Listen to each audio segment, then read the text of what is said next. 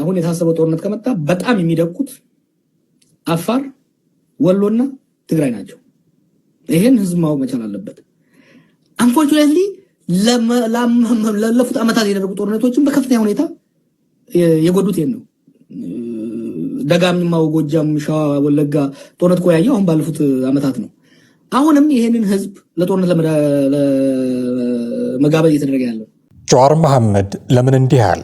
ቆየት ብለን የምናነሳው መረጃ ምላሹን ይዘዋል። ፋኖ በደብረ ታቦር ድል አስመዝግቤያለሁ የሚል መረጃን በስፋት እያሰራጭ ነው።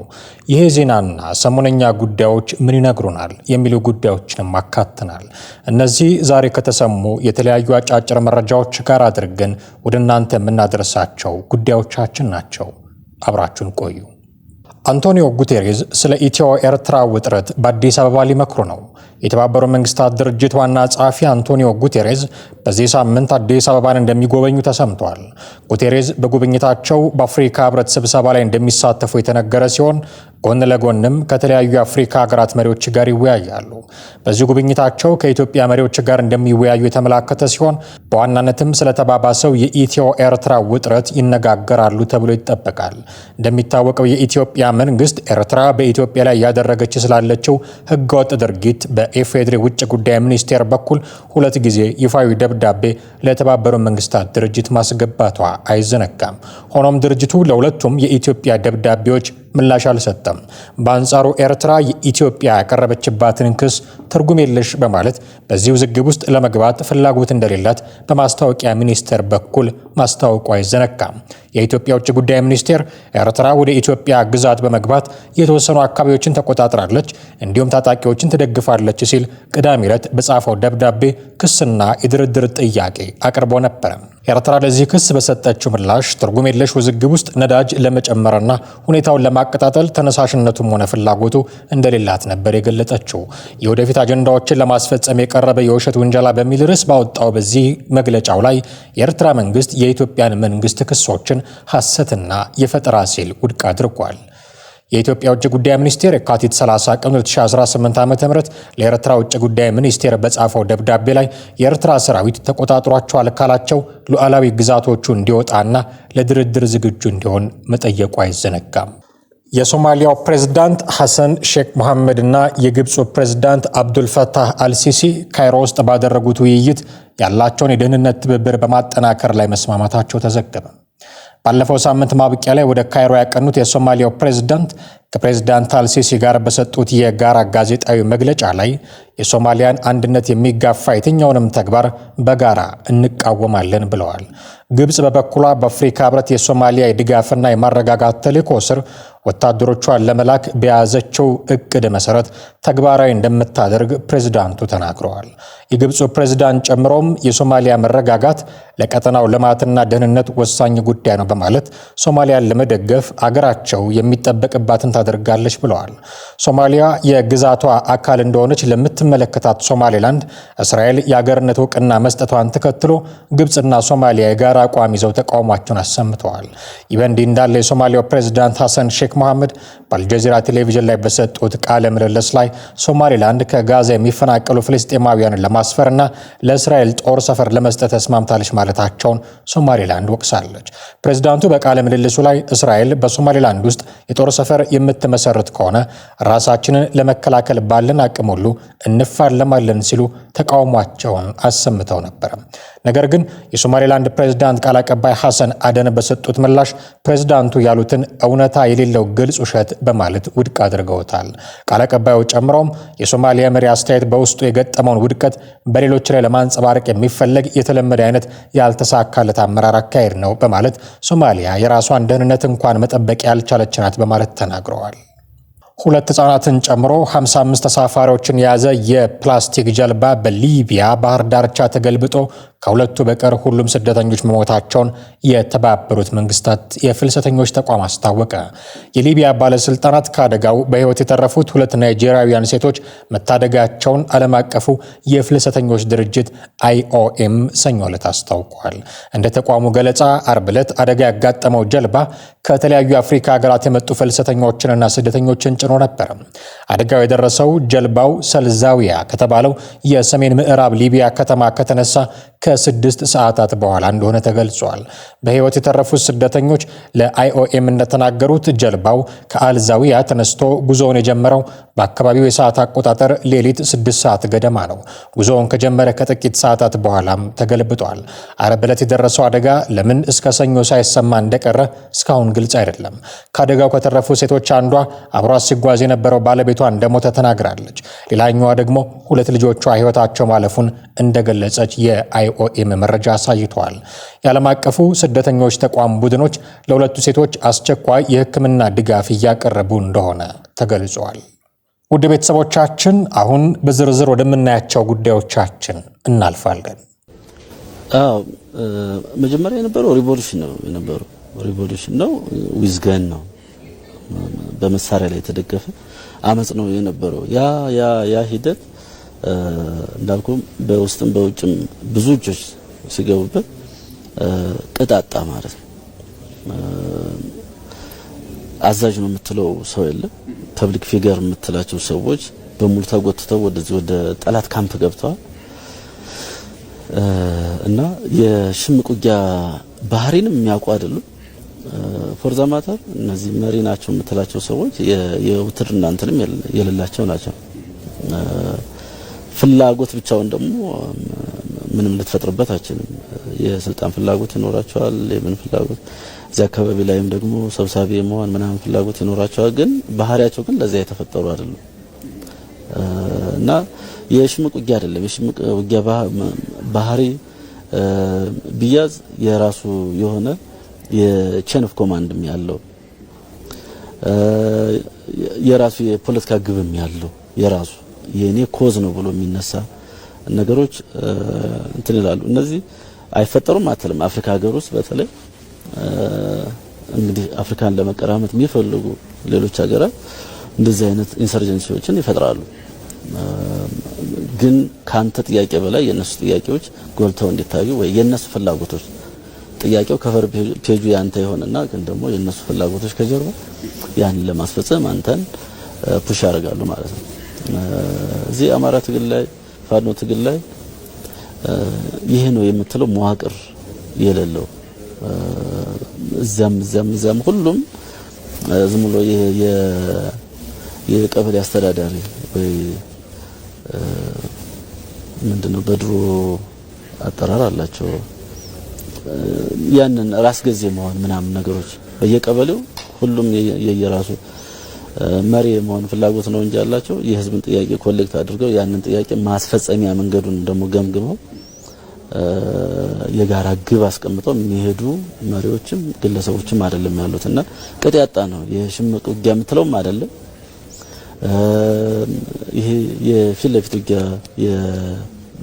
እንደ ኮመርሻል ዋር እንደዚህ አይነት ነገርም የለው።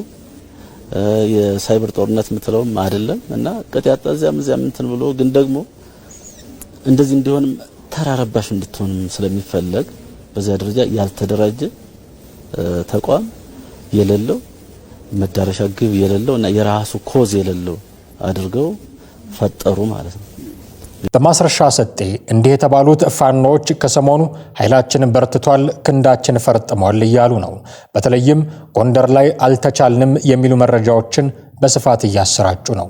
ከገለልተኛ ወገን በኩል የተሰጠ ማረጋገጫ ባይኖርም በርካታ የፋኖ ደጋፊ ሚዲያዎች ግን ደብረታቦርን አሻግረን ማየት ጀምረናል እያሉ ነው። አፋብን ባወጣው ይፋዊ መግለጫ ላይም ይህንኑ ነገር ደግሞ አስተጋብቶታል እና አስረስ ማረ ዳምጤ ከዚህ በፊት ወሎ ላይ አፋብኃ የሚባለው ድርጅት በነበረበት ጊዜ ተመሳሳይ ድል አስመዝግበናል ማለታቸው አይዘነጋም። በወቅቱ የነበረውን ሁኔታ ፋኖ ከህወሓትና ከኤርትራ መንግስት ተዋጊዎች ጋር በጋራ የፈጸመው ነው የሚሉ መረጃዎች በውጭ ጉዳይ ሚኒስቴር በኩል ሳይቀር ሲቀርቡ ነበር። ዳሩ ግን የመጨረሻው መጀመሪያ ተብሎ ብዙ የተነገረለት ያ ዘመቻ አሁን ድምጹም አይሰማም፣ ውጋገኑም አይታይም። አሁን ደግሞ ተረኛው አካባቢ ደቡብ ጎንደር ሆኗል። ደብረታቦርን ለመቆጣጠር ያለመ የፋኖ ኃይል ጥቃት መክፈቱን ተሰምቷል። ይህ መረጃ እስካሁን ድረስ በመከላከያ ሰራዊቱም ሆነ በሌሎች ገለልተኞች ናቸው በሚባሉ የመረጃ ምንጮች ባይረጋገጥም በርካታ የፋኖ ሰዎች ግን እየተቀባበሉት የሚገኝ መረጃ ሆኗል። የዚህ አይነቱን እንቅስቃሴ መነሻ ግን ሻለቃ ዳዊት ወልደ ጊዮርጊስ ሳይሆኑ አይቀሩም። ሻለቃው ከመሳይ መኮንን ጋር በነበራቸው አንድ ቆይታ ላይ ፋኖች እጃቸው ተጠምዝዞ አይደራደሩም፣ ትግሉ ይረዝምብን ይሆናል እንጂ ለዚህ ደግሞ ፈጥነን መገኘት አለብን የሚል ሀሳብ ሲያነሱ ነበረ። ደካማውን እኔ ያየኋቸው ብርሃነ መስቀልም ያየናቸው 320 ሰዓት አብረን ያሳለፍናቸው ጀግኖች አርበኞች እጃቸው የሚጠመዘዝ አይደለም፣ የሚደራደሩ አይደሉም። 4 ኪሎ ካልገቡ የማያርፉ አርበኞች ነው ያየነው። ይሄ በእርግጠኛ አረጋግጠውልናል። በተግባራቸው በንግግራቸው የምናያቸው ምስክሮች ነን። ጀግኖች ናቸው፣ ቆርጠው ተነስተዋል። ስለዚህ መደራደር የሚባል ነገር ጥያቄ ውስጥ የለም። መደራደር እጅ ጥምዘዛም አይቀበሉም። ነገር ግን እጅ ጥምዘዛ ሊመጣ የሚችለው ደካማነት ሲሆን ነው። ከደከምንና ውስጣችን ትንሽ በተግባር ካላሳየን እጅ ጥምዘዛ ሊመጣ ይችላል። ነገር ግን ያም ሆኖም እንኳን ረጅም ጊዜ ይወስድብናል እንጂ ትግሉን ጊዜ ያራዝመው እንደሆነ እንጂ የሚደራደር ኃይል አላየንም፣ አልመሰከርንም። የድርድር ጉዳይም ተነስቶ ማያውቅም። እንደዚህ ያሉ አርበኞች አይደሉም ዛሬ ያሉት።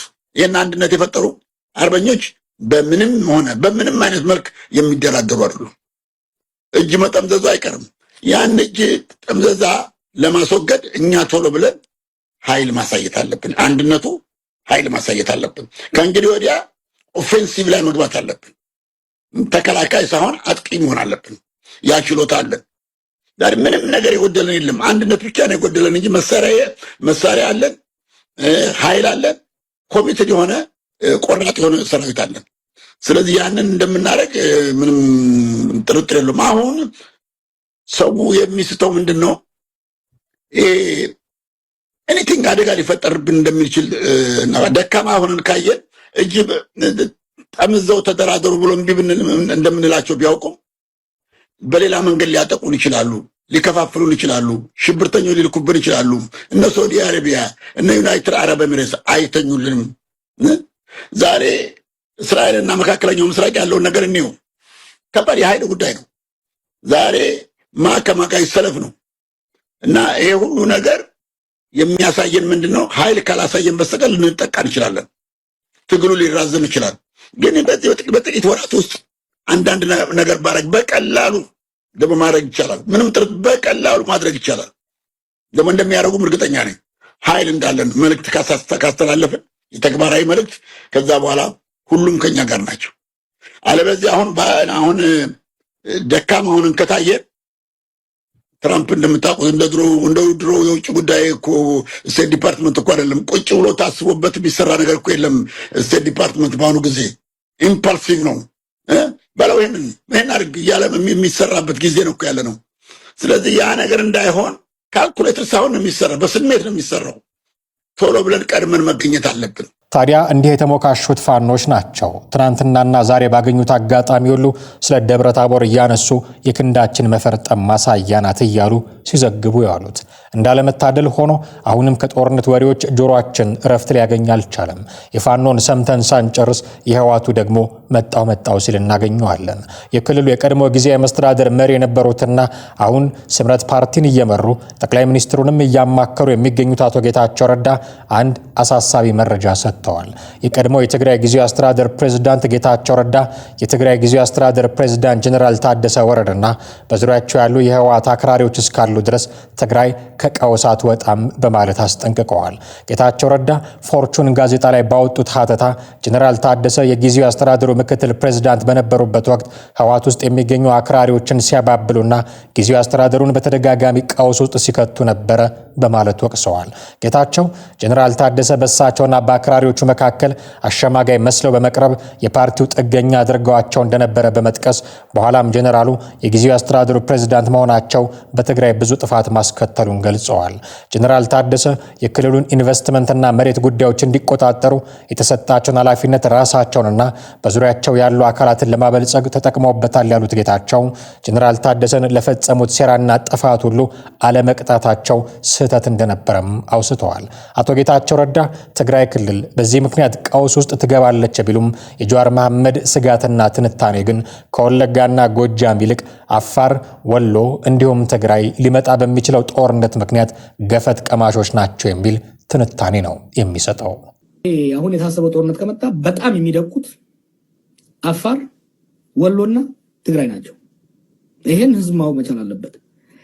አንፎርቹኔትሊ ላለፉት ዓመታት የደረጉ ጦርነቶችን በከፍተኛ ሁኔታ የጎዱት ይሄን ነው። ደጋማው ጎጃም፣ ሸዋ፣ ወለጋ ጦርነት ቆያየው አሁን ባለፉት ዓመታት ነው። አሁንም ይሄንን ህዝብ ለጦርነት ለመጋበዝ እየተደረገ ያለው